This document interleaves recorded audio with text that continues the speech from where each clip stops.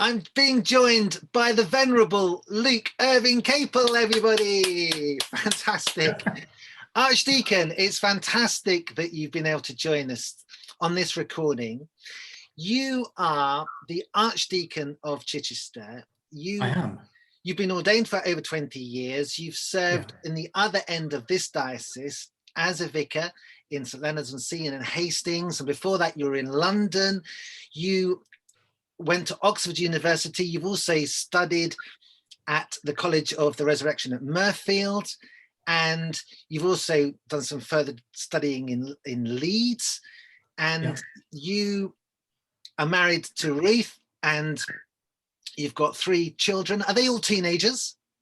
Not quite. 2 teenagers and 1 on the way. Fantastic. Yeah. And you got a son that was a chorister at St Paul's Cathedral. You're really into church music yourself, aren't you? I am, yes, yeah. And what do you do for fun? What do I do for fun? I do Zoom recordings with you then. For fun, gosh, well, I love walking, and during the lockdown, I've done something which has taken me completely out of my comfort zone. I've started running. I did the Couch to 5K, and I don't know if I've made it to 5K, but I've got off the couch and I've managed to move for about 25 minutes without keeling over. So I've taken up exercise, which has been great actually, because so much of the last year for me, as for so many other people, has involved sitting down and sitting at the computer. So actually getting up, getting out and getting into the outdoors and getting fresh air has been really important. So yeah, I've taken up some running, and we've got a small dog who requires regular exercise and a disproportionate amount of attention. So that's also been a source of pleasure as well. Wow, that's amazing. And a dog, I mean, some people at South Bursey Church will know what an animal lover I'm not. So it's just as well this is on Zoom then, because he's sitting right next to me, but he's not going to make a star appearance, I hope. Okay, what sort of brand is he? But he's a proper mutt, but he's a Dachshund crossed with a Jack Russell and a Chihuahua. So when he puts his mind to it, he's a very noisy dog. Okay, so everybody's just gone, isn't that lovely? And gets walks around the palace gardens, because you live right by the cathedral, don't you? I do. So I live right adjacent to the cathedral, and so walks around, not the palace gardens, because dogs aren't allowed there, so I have to be very careful not to break that rule. Okay. But certainly around the walls of Chichester and up into Kingley Vale or onto the Downs, we're very blessed. There are many beautiful places in easy reach from here. So it's a real blessing and a privilege to live here and to be able to get out and about. Brilliant. Now, you took over from Douglas McKittrick, who was our Archdeacon, and you have been in this role since May 2019. And I'm so sorry that we haven't been able to introduce you until now to the South Bursted Church family. So lovely to have you with us today. And so how's it been going? I mean, you were kind of just getting established, and then you've had lockdown, so it must have been quite difficult. Yeah, well, no more challenging than it's been for everybody else. We all have found ourselves in this extraordinary position in the last year or so. But yes, in the first year, I was able to begin to get out and about into the Archdeaconry and to meet many of the church wardens and clergy and people as I've been going around throughout the Worthing Deanery. I was able to carry out my visitations there. And have been able to offer support and cover in parishes that are in vacancy.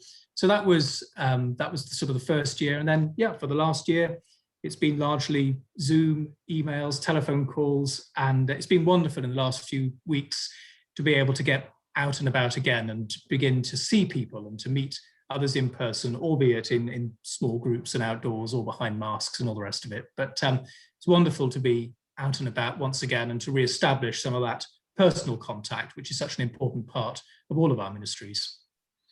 Fantastic. Now, you mentioned visitations just there, and I did. Tell us a little bit about your role as an archdeacon and where that kind of fits, and what is it that you do, and how do you partner with us?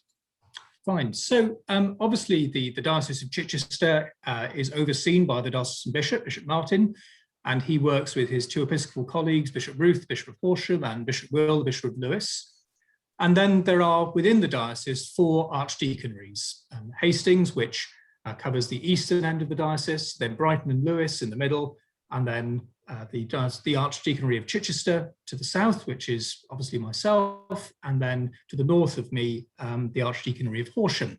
So there are the 4 archdeaconries, and each archdeacon has a degree of jurisdiction, oversight, and responsibility for various aspects of mission and ministry within the archdeaconry. So specifically, that would involve parishes receiving a visitation from the archdeacon, at which we would look at some of the administrative detail of parochial life, the excitement of things like quinquennial inspections and annual reports and finances and so forth, which on the face of it doesn't sound as if it's too exciting, but actually these are the things which provide what I like to call the scaffold for our mission. If we get the sort of the granular detail of our life right, then it equips us to be more effective in our mission and ministry, our wider proclamation of the gospel. So essentially the work of an archdeacon is one, I hope, of encouragement and of support, and it's focused on some of the administrative aspects of ecclesial life, of church life, in order that we may better further and equip the clergy and people for the work of mission and ministry. Fantastic. Scaffolding, that's a very good analogy.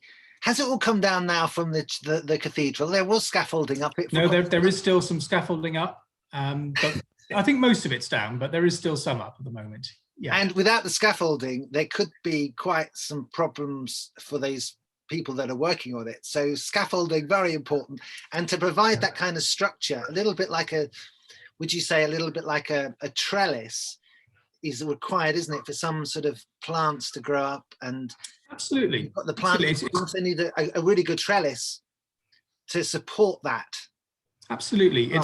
It's not an end in itself. It's there to serve.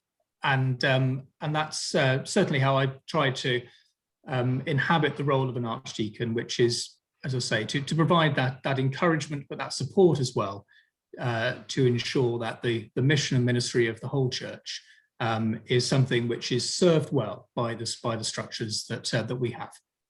Brilliant.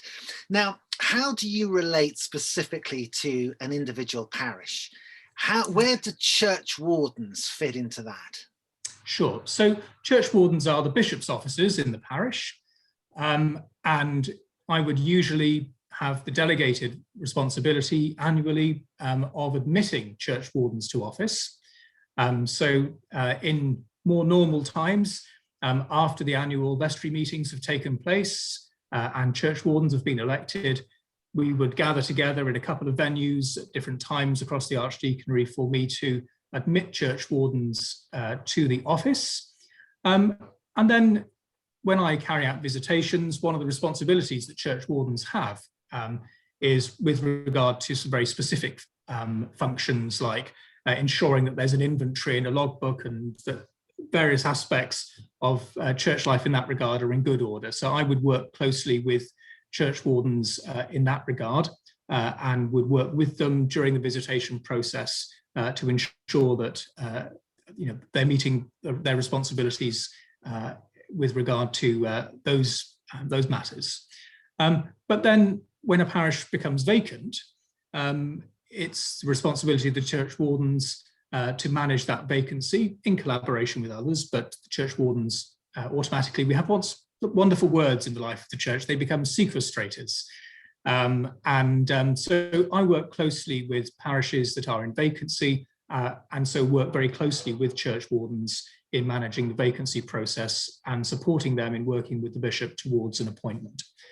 So it tends to be that my relationship with specific churches and with church wardens will be either through the visitation process or in a vacancy, working with them and supporting the parish and supporting them in their ministry in that time.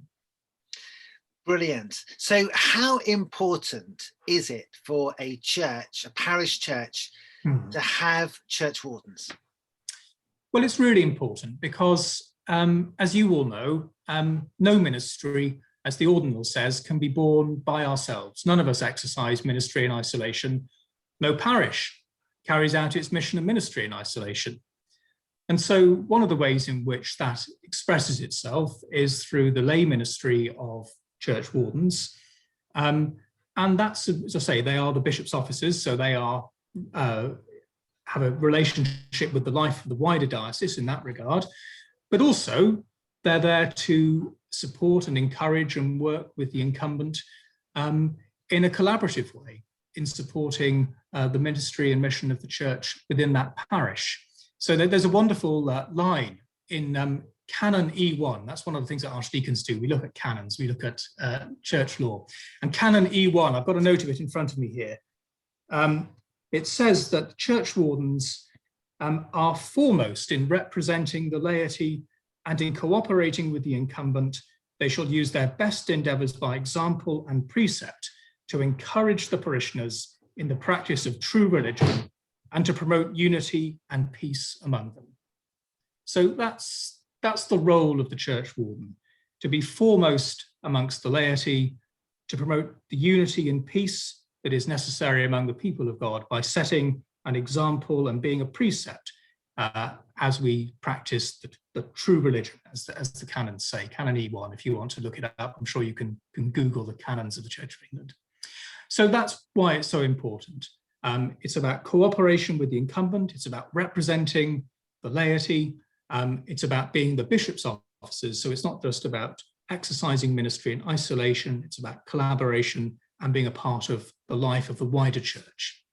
And in my own experience, you very kindly mentioned that, that I've served as a parish priest in several parishes across this diocese and elsewhere. I have found that one of the greatest gifts of the church warden from the parish priest's perspective is the ministry of friendship.